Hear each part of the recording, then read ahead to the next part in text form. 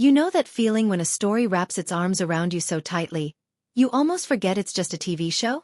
For millions who grew up in the 1970s and early 80s, Little House on the Prairie wasn't entertainment. It was home. Every Sunday night families gathered, hearts slowing down together, watching the Ingalls family face blizzards, broken dreams, and quiet miracles on the Minnesota prairie. Then, after 9 beautiful seasons and more than 200 episodes, it all ended in fire and dust.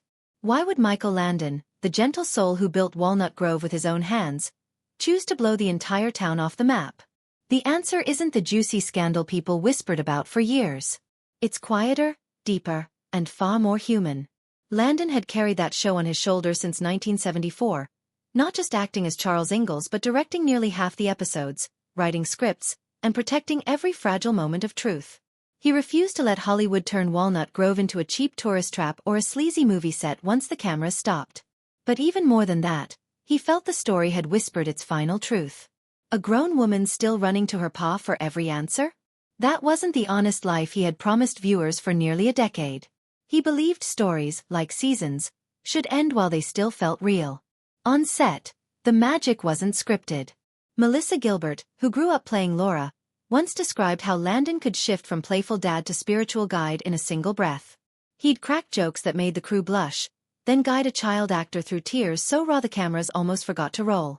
He understood that real emotion can't be forced, it has to rise naturally, the way prairie grass pushes through hard soil. Those lessons stayed with the cast long after the last clapboard was nailed. Landon taught them that character outlasts fame, that faith isn't loud, and that sometimes the bravest thing a family can do is simply keep going. Yet the weight of 9 years together became heavy. The final movie, The Last Farewell, wasn't born from anger. The land was rented, the contract demanded the set be cleared. Piece by piece demolition would have taken forever. So Landon turned necessity into poetry. He let the townspeople, his fictional family, choose their own ending. They lit the fuses themselves. Houses cracked open like eggshells. The little church where so many weddings and funerals had happened vanished in a roar of flame. Viewers gasped, some cried, wondering if their childhood had just been destroyed. But here's what Landon understood that most of us still struggle with. Endings aren't failures, they're the only way new beginnings can breathe. He gave us permission to let go before things turned hollow.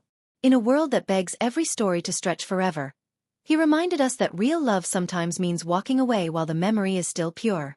So the next time life hands you a chapter that feels too good to close, your children growing up, a job that once defined you, even a favorite show, remember Walnut Grove standing proud one last moment before the smoke rose. Sometimes the most courageous act is striking the match yourself, then turning toward whatever green prairie waits on the other side. Because that's how honest stories, and honest lives, are meant to end.